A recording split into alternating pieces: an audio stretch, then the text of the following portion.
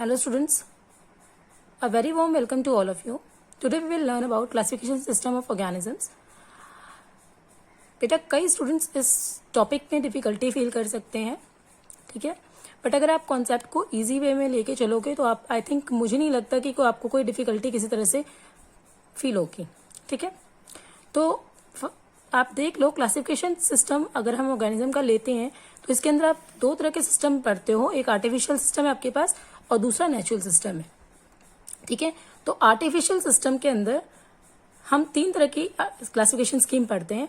एक एरिस्टोटल ने दी है, ठीक है, एक थियोफ्रास्टस ने दी है और थर्ड आपके पास लिनियस ने दी है. और नेचुरल सिस्टम के अंदर आपके पास तीन तरह की क्लासिफिकेशन स्कीम आती है. एक 2 किंगडम क्लासिफिकेशन स्कीम, एक 3 किंगडम और एक 5 किंगडम क्लासिफिकेशन स्कीम, ठीक है. तो जो आपके पास फर्स्ट जो क्लासिफिकेशन आती है वो आपके पास आती है the classification given by Aristotle. और इसको आर्टिफिशियल सिस्टम क्यों बोलते हैं, आर्टिफिशियल सिस्टम क्लासिफिकेशन का, क्योंकि ये आर्बिट्रेरी फैक्ट्स के ऊपर बेस्ड है, ठीक है.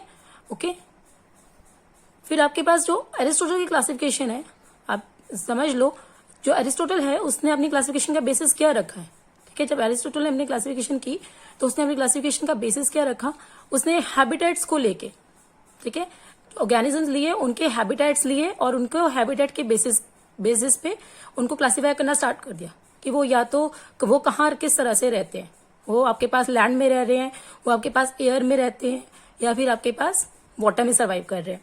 उसके बेसिस पे उनको क्लासिफाई करना स्टार्ट कर दिया. सेकेंड जो आपके पास आती है थियोफ्रास्टस की, थियोफ्रास्टस ने अपनी क्लासिफिकेशन स्कीम जब दी तो उन्होंने आपके पास क्या क्या उन्होंने फैक्टर या फिर क्राइटेरिया के ऊपर जोर दिया. उन्होंने जैसे लाइफ फॉर्म होती है या हैबिटेट, उन सब चीजों के ऊपर उन्होंने जोर दिया और अपनी क्लासिफिकेशन को उन्होंने क्या है ऑर्गेनिजम्स को क्लासिफाई करना स्टार्ट कर दिया. उसके बाद जो लीनियस है, लीनियस ने जब अपनी क्लासिफिकेशन दी तो उन्होंने ऑर्गेनिजम्स को क्लासिफाई किया, बट उन्होंने सिर्फ उनके सेक्सुअल बिहेवियर के ऊपर उनकी जो थ्योरी थी वो या फिर जो उनकी क्लासिफिकेशन थी वो सिर्फ उनके सेक्सुअल बिहेवियर के ऊपर बेस्ड थी, ठीक है. और उन्होंने जो अपनी क्लासिफिकेशन दी वो भी उनकी आर्टिफिशियल क्लासिफिकेशन थी और वो उनकी क्लासिफिकेशन एक बुक आई थी उनकी सिस्टमा नेचुरे, ठीक है. सिस्टमा नेचुरे बुक आई थी किसमें 1735 में उनकी बुक आई थी.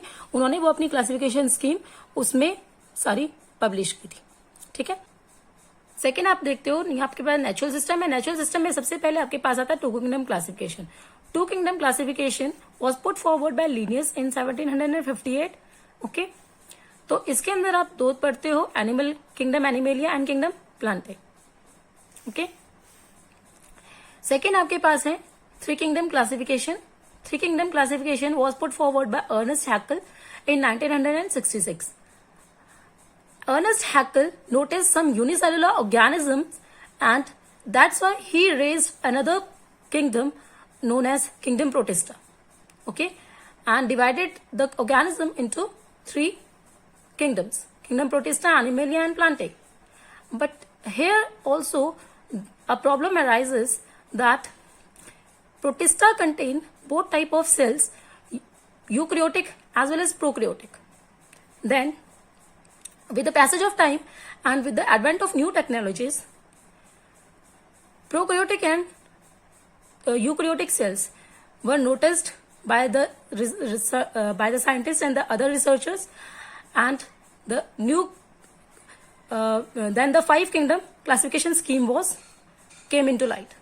Okay, and then Robert H. Whittaker in 1969 classified the organism into 5 kingdom, ठीक है, मोनेरा, प्रोटिस्टा, फंजाई, प्लांटे और एनिमेलिया. उन्होंने इन 5 किंगडम में क्या है अपनी क्लासिफिकेशन अपने सारे ऑर्गेनिजम्स को डिवाइड कर लिया. तो रॉबर्ट विटाकर ने कौन कौन से फैक्टर्स को कंसिडर किया था, उन्होंने complexity of cell structure, complexity of body organisation और मोड ऑफ न्यूट्रिशन को कंसिडर किया था अपनी थ्योरी में, ठीक है, अपनी क्लासिफिकेशन स्कीम में इन तीनों फैक्टर्स को कंसिडर किया था. तो नेक्स्ट जो वीडियो लेक्चर है उसमें हम रॉबर्ट विटाकर की क्लासिफिकेशन को पढ़ेंगे क्योंकि ये सबसे ज्यादा वाइडली एक्सेप्टेड है. ओके.